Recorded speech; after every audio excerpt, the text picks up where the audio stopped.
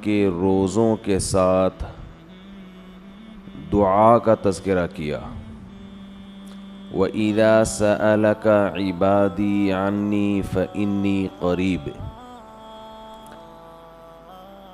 فرمایا کہ اے نبی آپ ان سے یہ کہہ دیجئے کہ جب میرے بندے میرے بارے میں پوچھیں تو آپ ان کو بتا دیں کہ میں تمہارے قریب ہوں. اجیب دعوت الداعی اذا دعان. جب کوئی مجھے پکارتا ہے تو میں اس کی دعوت کا، اس کی دعا کا جواب دیتا ہوں. دعا اور رمضان یہ دونوں ساتھ ساتھ ہیں.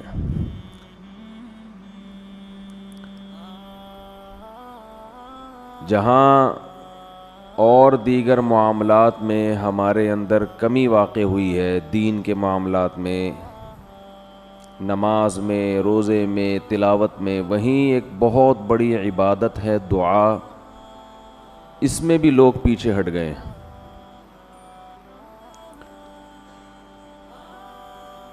اور شیطان کی کوشش یہ ہوتی ہے کہ وہ آپ کو کوئی دوسرا آلٹرنیٹ دیتا ہے تاکہ آپ اصل کو چھوڑ کر اس متبادل میں مشغول ہو جائیں. کیونکہ اگر آپ کے پاس آلٹرنیٹ نہیں ہوگا تو پھر آپ اسی اصل پہ قائم رہو گے. حکومت جب کوئی سڑک بناتی ہے، بلکہ پہلے سے جو سڑک ہے اس میں ریپیئرنگ کا کام کرتی ہے، تو لوگوں کو متبادل راستہ دیتی ہے. لکھا ہوتا ہے نا کہ آگے کام ہو رہا ہے، ہم معذرت خواہ ہیں، متبادل راستہ. وہ کچے میں ہوتا ہے متبادل، وہاں آپ اتار کے تھوڑا سا آگے ٹرن ماریں گے تو دوبارہ ہائی وے پہ چڑھ جائیں گے آپ. یہ متبادل راستہ گورنمنٹ کیوں دیتی ہے؟ اس لیے کہ نہیں دیں گے نا تو ایسا نہیں ہوگا کہ لوگ وہاں کھڑے رہیں قیامت تک کہ آگے چونکہ سڑک پہ کام ہو رہا ہے، یا لوگ واپس چلے جائیں. ایسا بھی نہیں ہوگا. واپس جانا شروع کریں، اتنی لمبی ٹریفک کی لائن لگ جائے گی، پھر آپ 2 گھنٹے کا سفر کر چکے ہیں تو واپس کون مڑے گا بھائی؟ نتیجہ یہی ہوگا کہ اسی ریپیئرنگ والے راستے پر ہی لوگ گاڑیاں لے کے چڑھ جائیں گے. تو اس لیے جب بھی کسی ٹریک پر سے لوگوں کو اتارنا ہوتا ہے تو اس کا طریقہ یہ ہوتا ہے کہ دوسرا متبادل راستہ دیا جائے ان کو. یہاں تک بات سمجھ میں آ گئی ہے؟ یہی کام شیطان کر رہا ہے، کیونکہ شیطان بہت ہی ہوشیار ہے. شیطان جو ہے نا وہ بہت بڑی فلم ہے. تو وہ کیا کرتا ہے کہ بے دین کو تو ایسا کرتا ہے کہ جو جائز خواہشات ہیں ان سے ہٹا کے حرام خواہشات کی طرف لے کر جاتا ہے، حالانکہ وہ خواہشات کی نوعیت ایک ہی جیسی ہوتی ہے. آپ کو بھوک لگ رہی ہے تو بھائی چوری کر کے بھی روٹی کھا سکتے ہو، اور جیب میں پیسے ہیں اس طرح بھی کھا سکتے ہو. چوری کرو گے ایک دفعہ آسانی ہوگی، لیکن ہمیشہ پھر چوری کرنی پڑے گی، ہر دفعہ کی ٹینشن. اور اگر پیسے کما لو گے تو ایک دفعہ کی ٹینشن ہے، لیکن ہمیشہ پھر عزت کے ساتھ خرید کے ساری زندگی کھاتے رہو گے. اب بھوک تو پوری کرنی ہے نا، تو شیطان کیا کرتا ہے، چور کو حلال راستہ سے ہٹا کے حرام بتاتا ہے، جس میں ٹینشن بھی زیادہ، ڈپریشن بھی، ضمیر بھی ملامت کرے گا، عزت کا جنازہ بھی نکلے گا. تو بے دین آدمی کو شیطان حلال خواہشات سے ہٹا کر کس طرف لاتا ہے؟ بولے نا یار، حرام. وہ نکاح سے ہٹائے گا، زنا کی طرف لائے گا. تو ہر چیز میں ایسا ہی کرے گا شیطان. دیندار آدمی کو, جو دین کو فالو کر رہا ہے, دین پہ چلنا چاہتا ہے, اسے شیطان سنت سے ہٹا کے متبادل راستہ بدعت والا دے گا. یا وہ بدعت نہ بھی ہو لیکن وہ سنت جیسی اس میں روحانیت نہیں ہوگی, ایسا راستہ دے گا شیطان اس کو. سمجھ میں میرا خیال ہے آ رہی ہے بات, تھوڑی کہ ہمیشہ سمجھ میں نہ آئے, کبھی کبھی آتی بھی ہے. تو ہمیشہ ایسا راستہ دے گا جو یا تو بدعت ہوگا وہ راستہ, یا اس میں بدعت نہ بھی ہو تو کم از کم جو سنت میں روحانیت تھی وہ اس راستے میں نہیں ہوگی. دعا کے معاملے میں بھی شیطان نے یہی کام کیا ہے. آدم علیہ السلام سے لے کے ہمارے نبی صلی اللہ علیہ وسلم تک جتنے پیغمبر آئے, پھر آج تک جتنے بڑے بڑے علماء, صلحاء, اولیاء, وہ اپنے تمام کاموں میں دعا کو بہت زیادہ فوکس کیا کرتے تھے کہ ہاتھ اٹھا کے اللہ سے گڑ گڑا کے دعا مانگی جائے. شیطان نے کیا کیا, دعاؤں سے ہٹا کے لوگوں کو وظیفوں پہ لگا دیا. میں نہیں کہہ رہا وظیفے حرام ہے, ناجائز ہے, اس میں وہ روحانیت بولو نہیں. اتنی دفعہ یہ پڑھ لو, اتنی دفعہ یہ پڑھ لو تو یہ ہو جائے گا, اتنی دفعہ یہ کر لو تو یہ ہو جائے گا, یوں کر کے پڑھ لو گے تو ایسے کام ہو جائے گا, یوں کرو گے تو 4 ہو جائیں گی, اس طرح کرو گے تو 3 ہوں گی. شادیوں کی بات نہیں کر رہا, کچھ اور. اب آپ لوگ آٹومیٹک ہو گئے ہیں, اب شادی کا لفظ زبان سے نکالنے کی ضرورت ہے ہی نہیں. اب یہ مثال ہو گئی ہے, کسی نے کسی بھوکے سے پوچھا 2 اور 2 کتنے ہوتے ہیں, کہتے 4 روٹیاں ہوتی ہیں.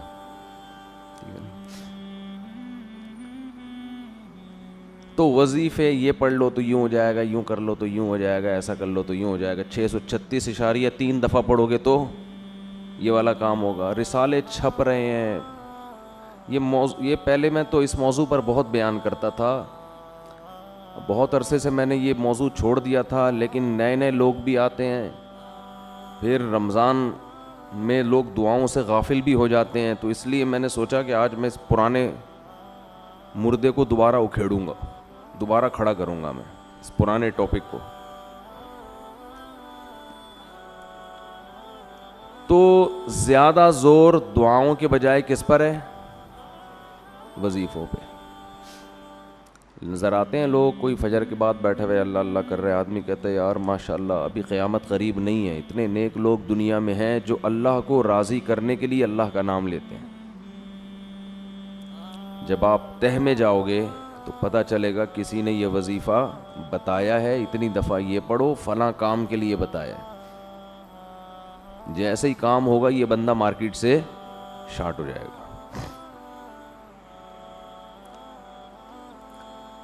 اللہ اور بندے کا جو تعلق ہے نا, اللہ یہ قائم کرنا چاہتے ہیں. اسلام کا حاصل کیا ہے, خلاصہ کیا ہے, انسان کا تعلق ہو جائے کس کے ساتھ, اپنے رب کے ساتھ. یہ تعلق جتنا دعا سے ہوتا ہے اتنا دنیا میں کسی چیز سے نہیں ہوتا. براہ راست آپ اللہ سے خطاب کر رہے ہوتے اس میں.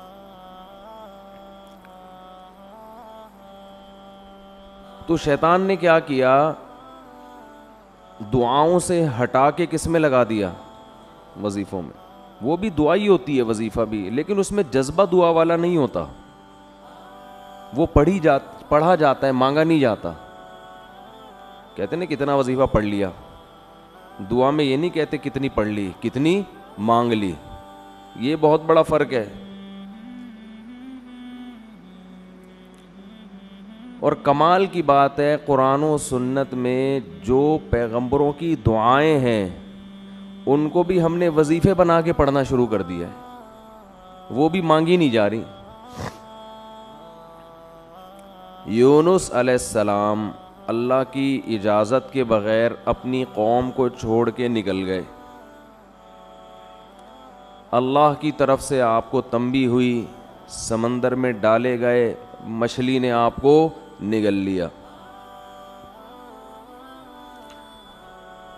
تو اب وہاں یونس علیہ السلام نے مچھلی کے پیٹ میں بیٹھ کر لا الہ الا انت سبحانک انی کنت من الظالمین یہ دعا مانگی تھی, جس کے یہ الفاظ تھے. یہ دعا تھی, اے اللہ تیرے سوا کوئی عبادت کے لائق نہیں ہے,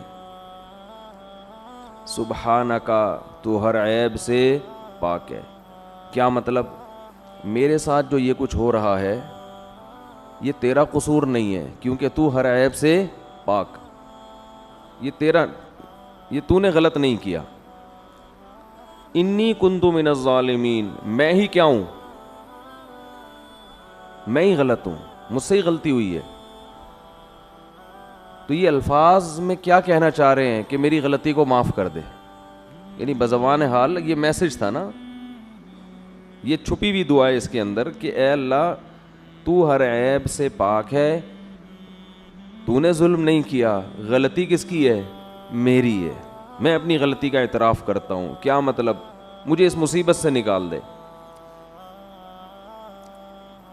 فاستجبنا له فاستجاب له فنجیناہ من الغم, ہم نے دعا کو قبول کیا اور ان کو اس غم سے نکالا ہے ہم نے. ہونا یہ چاہیے کہ ہمیں جب کوئی غم ہو تو ہم بھی یہ دعا مانگیں جو یونس علیہ السلام نے مانگی تھی, اے اللہ یہ جو مجھ پر مصیبت آئی ہے تیرا قصور نہیں ہے, میں خطاوار ہوں. یہی دعا پڑھنی چاہیے نا, مانگنی چاہیے. اب دیکھو میرے منہ سے بھی پڑھ نہیں نکل رہا ہے, لیکن ہم یہ دعا جو ہے نا لا الہ الا انت والی, یہ دعا مانگتے نہیں ہیں بلکہ پڑھتے ہیں. 101 دفعہ, 1,00,000 دفعہ, 345 دفعہ. سمجھ میں آ رہی ہے بات؟ یہ مانگی نہیں جاتی بلکہ کیا کی جاتی ہے, پڑھی جاتی ہے. جب پڑھی جاتی ہے تو مخصوص دانوں پہ ایک خاص مقدار کو مکمل کرنا ہوتا ہے. اس میں یہ جذبہ ہی نہیں ہوتا کہ مجھ سے کوئی غلطی ہوئی ہے, تجھ سے نہیں ہوئی ہے, مجھ سے ہوئی ہے, میں اس غلطی کی تلافی کرتا ہوں, آئندہ نہیں کروں گا. ایسا کسی کی کھوپڑی میں تصور بھی, بول دے کیوں نہیں بھائی, نہیں ہوتا. تو قرآن اس سے آپ کو اس دعا کے ذریعے جو بتانا چاہ رہا ہے, جو ذہن بنانا چاہ رہا ہے, جو سوچ آپ کے ذہن میں اتارنا چاہ رہا ہے, وہ سوچ بنتی نہیں ہے. سمجھتے ہو کہ نہیں سمجھتے؟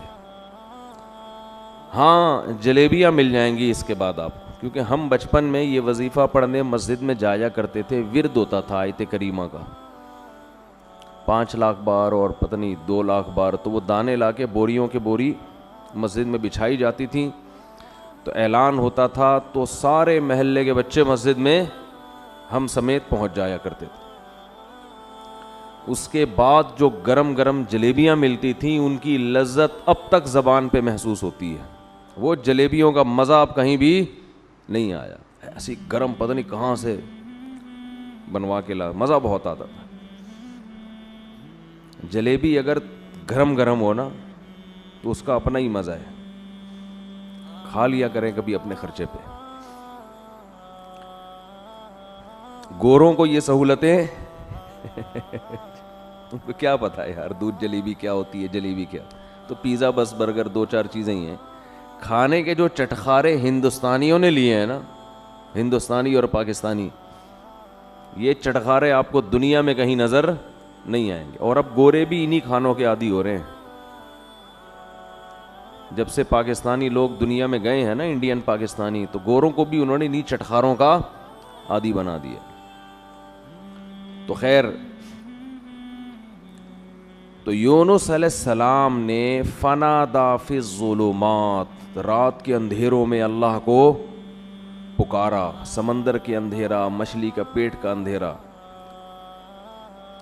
زکریا علیہ السلام کو اولاد نہیں ملی, بیوی بوڑھی ہو گئی, خود بھی بوڑھے ہو گئے, ساری زندگی اللہ سے دعا مانگتے رہے, اولاد دے دے, اولاد دے دے, اولاد دے دے. رب لا تذرنی فردا وانت خیر الوارثین, اے اللہ مجھے اکیلا مت چھوڑ, مجھے تنہا مت چھوڑ, مجھے اولاد چاہیے. فاستجبنا لہ, قرآن کہتا ہے ہم نے آپ کی دعا کو قبول کیا. آج جس کی اولاد نہیں ہوتی وہ یہ دعا مانگتا نہیں ہے بلکہ 101 دفعہ پڑھتا ہے. سمجھ میں آ رہی ہے بات؟ تو اللہ سے دعا کا تعلق قائم کرنا چاہیے ہمیں. سب سے مضبوط بندے اور اللہ کا جو ریلیشن ہے نا, یہ دعا کے علاوہ کسی چیز سے نہیں بنتا. لیکن جو کام سب سے مقدس ہوتا ہے اس شیطان رکاوٹ بھی سب سے زیادہ بولو اسی میں ڈالتا ہے. شیطان آپ کو کسی عبادت سے اتنا نہیں روکے گا جتنا آپ کو دعا مانگنے سے روکے گا.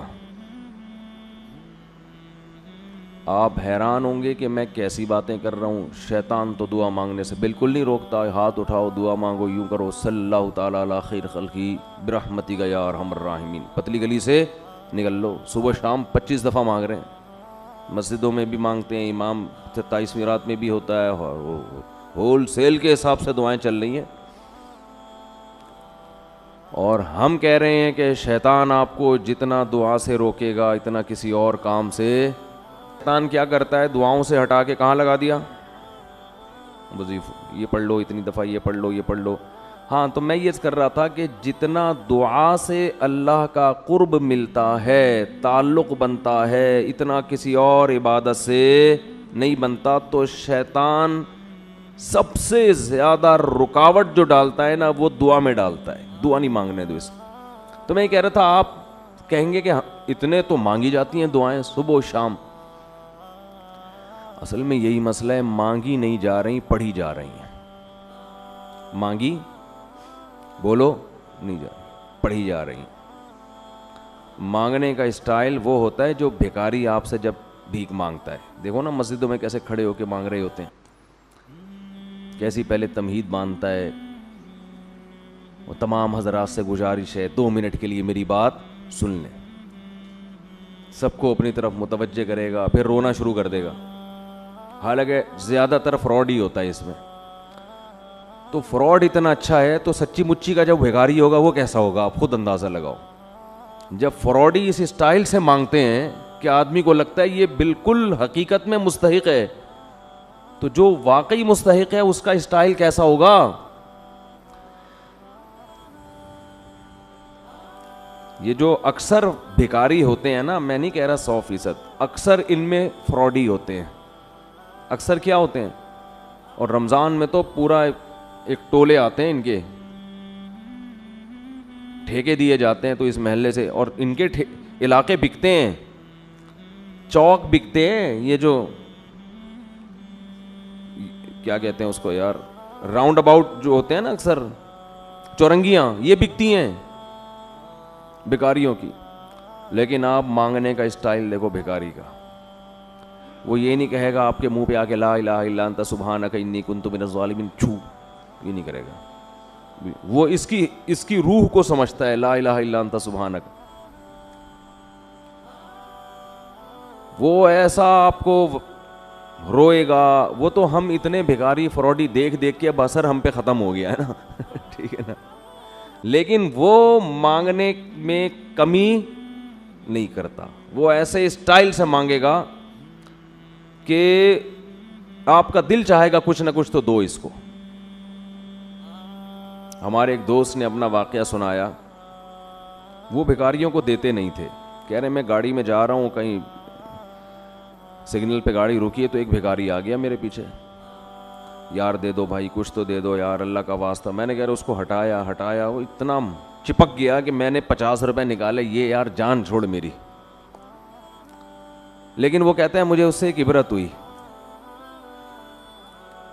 وہ کہتے ہیں مجھ سے ایک گناہ ہو گیا تھا، تو اسی دن میں نے اس گناہ سے توبہ کی، اور توبہ میں اللہ کو یہ کہا کہ اللہ میں معافی کا مستحق نہیں ہوں، کیونکہ میں پہلے بھی توبہ کر چکا ہوں، بار بار توڑ رہا ہوں، مستحق نہیں ہوں. لیکن کہہ رہے میں نے اتنی دیر دعا مانگی، میں نے کہا اے اللہ وہ بیکاری مستحق نہیں تھا، جان چھڑانے کے لیے میں نے اس کو 50 روپے پکڑا دیے، تو مجھ سے زیادہ سخی ہے، تو بھی کہ یہ کب سے مانگ رہا ہے، کب سے پیچھے پڑا ہوا ہے، چل معاف کیا جا. تو وہ کہہ رہے میں نے اتنی دعائیں مانگی، ہدایت کی بھی اور رزق میں برکت کی بھی، اور واسطے سارے اسی بھکاری کے اللہ کو دے رہا تھا کہ اللہ وہ فراڈی تھا، دے دیا، میں بھی فراڈی ہوں. ٹھیک ہے نا، نہ مجھے مانگنا آتا ہے، نہ میرے پاس کوئی عمل ہے، 2 نمبر آدمی ہوں، بس دے دے، مستحق نہیں ہوں پھر بھی دے دے.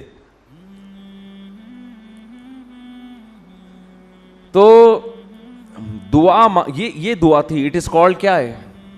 اٹ از کالڈ دعا. یہ جو پہلی دفعہ میرا خیال ہے اس بندے نے دعا مانگی ہوگی. تو یہ تو نمازوں کے بعد سب مانگ رہے ہیں. امام نے آج کل دعاؤں کی سیٹنگ کیا چل رہی ہے، امام صاحب نے جب تکبیر کی نا امام صاحب نے، تو آٹومیٹک سسٹم نمازیوں کا شروع ہو گیا. نمازی سارے خود بخود روبوٹ کی طرح ہاتھ جا رہے ہیں، پھر کھڑے ہو جاتے ہیں. اس کے بعد سلام پھیر کے یاد آتا ہے اچانک یہ ہوا کیا ہے، درمیان میں گم. وہ ایک آدمی نے، امام صاحب نے 4 کے بجائے 3 رکعتوں پہ سلام پھیر دیا. پوری مسجد میں کسی نے بھی سبحان اللہ نہیں کہا. پیچھے 8ویں صف میں ایک آدمی نے کہا سبحان اللہ. امام نے کہا یار ان پورے نمازیوں میں سے تو کسی کو پتہ نہیں چلا، تجھے کیسے پتہ چل گیا کہ میں نے 3 پڑھی ہیں؟ وہ کہتے ہیں میری 4 دکانیں ہیں، 4 رکعتوں میں 4 کا حساب ہوتا ہے.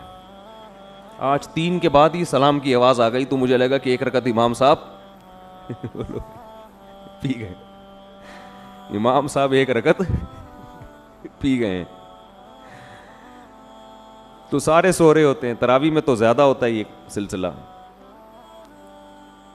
پھر وہ ایک فارمیلٹی ہے دعا کی، اس پر ہاتھ اٹھا لیتے ہیں، یا اللہ فلاں کی بخشش کر دے، یہ کر دے، وہ کر دے. پورا ایک ترتیب سے مانگے. میں منع نہیں کر رہا اس سے، اس دعا میں جان نہیں ہے. امام کو بھی پتہ ہے میں نہیں مانگوں گا مجھے امامت سے نکالیں گے. مؤذن جو پیچھے جو نمازی ہوتے ہیں وہ سمجھتے ہیں کہ یہ نماز کا حصہ ہے، تو جب جو ہے تو چلو یوں کر لو، تو پھر یوں کر لو. ایسے چل رہا ہوتا ہے. جیسے وہ تعزیت کے لیے KPK میں دعا ہوتی ہے نا، پبلک آتی ہے، دعائے خیر، ہاتھ اٹھایا یا لڑ رکھے، چلو بھائی. پھر دوسرا آیا دعائے خیر اللہ، کچھ بھی وہ ان کی پشتوں میں کچھ الفاظ چل رہے ہوتے ہیں، اس طرح ماشی انڈی والا انخوا دے دغت مغت کھودنا دکڑے، چلو جی ختم ہو گیا. پھر دوسرا، تو ان کو مردے کے، اکثر لوگوں کو مردے کے بخشوانے سے کوئی تعلق نہیں ہوتا. ان کو تو ایک لواحقین کو دکھانا ہے کہ ہم بھی کیا کر رہے ہیں، تمہاری میت کے، تمہارے غم میں تمہارے ساتھ برابر کے شریک ہیں. تو وہ دعا تھوڑی ہے. دعا تو وہ ہوتی ہے جو آپ بیٹھ کے پھر مانگیں، اللہ میرے باپ کا انتقال ہو گیا، میری ماں کا انتقال ہو گیا، اے اللہ اسے قبر کے عذاب سے بچا، اس کے گناہوں کو معاف کر، جو ابراہیم علیہ السلام مانگتے تھے. تو شیطان یہاں سب سے زیادہ رکاوٹ ڈالتا ہے. ایک رکاوٹ تو ایسے کہ وہ وظیفے لے آیا، آپ کو دعا سے ہٹا کے کہاں لے گیا؟ وظیفوں کی طرف. اب آپ سارا اس کو فوکس کر رہے ہیں. دوسرا کام شیطان یہ کرتا ہے کہ وہ دل جمعی سے دعا نہیں مانگنے دیتا. حدیث میں آتا ہے کہ اللہ تعالیٰ ظاہر قلب سے دعا قبول نہیں کرتے. ظاہر قلب کا مطلب اوپر سے، آپ کا دل خود ہی حاضر نہیں ہے تو یہ دعائیں قبول نہیں ہوتی. دل ہی حاضر نہیں ہے آپ کا. اللہ کہتے ہیں جب اس کو خود دلچسپی نہیں ہے بھائی، یہ خود اپنے عمل کو اہمیت نہیں دے رہا، تو میں کیسے اہمیت دوں؟ یہ ایسے جیسے آپ کسی سیٹ سے 1 کروڑ روپے قرضہ مانگنے گئے. اب 1 کروڑ روپے جب آپ قرضہ مانگو یا بھیک مانگو تو ایسے نہیں ہوگا کہ آپ کھڑے کھڑے جا کے اس کو پکڑ کے بولے یار ادھر 1 کروڑ روپے ہیں تو دے دو، نہیں ہے چلو رہنے دو. ایسا نہیں ہوگا. وہ کہے گا یہ اس کی نظر میں اس کی ویلیو نہیں ہے تو میں اتنی بڑی رقم اس کو کیوں دے دوں بھائی. اس کے لیے آپ کیسی تمہید باندھو گے, سر میں آپ سے ملنا چاہتا ہوں, کام ہے, 6 آدمیوں کو اور بھی لے جاؤ گے سفارشی بنا کے, بہت پھر رو گے, 2 آنسو بہاؤ گے, ضرورت ہے, یہ ہے وہ ہے. تو جب اللہ سے ایسے دعا مانگی جاتی ہے نا کہ دماغ کہیں اور ہو اور ایک فارمیلٹی کے طور پر دعا کے کلمات زبان سے نکل رہے ہوں, تو اللہ کہتے ہیں اس کے دل میں اپنی دعا کی خود ہی ویلیو نہیں ہے, اس کو خود ہی نہیں پتا کس سے بات کر رہا ہوں, کیا مانگ رہا ہوں, تو پھر اللہ بھی قبول نہیں کرتے, اللہ مستغنی ہے. تو شیطان دوسرا وار یہ کرتا ہے کہ دعا میں آپ کو دل لگانے نہیں دیتا. اچھا, اس کا علاج بھی میں شیطان کا وار اور ساتھ ساتھ اس کا علاج بھی بتاتا رہوں تو پھر ذرا اچھی بات ہو جائے گی نا. پہلا کام شیطان نے کیا کیا تھا, وظیفوں پہ لگا دیا. تو اس کا حل یہ کہ وظیفوں کو اتنا فوکس نہ کرو, کس کو فوکس کرو, دعا کو زیادہ فوکس.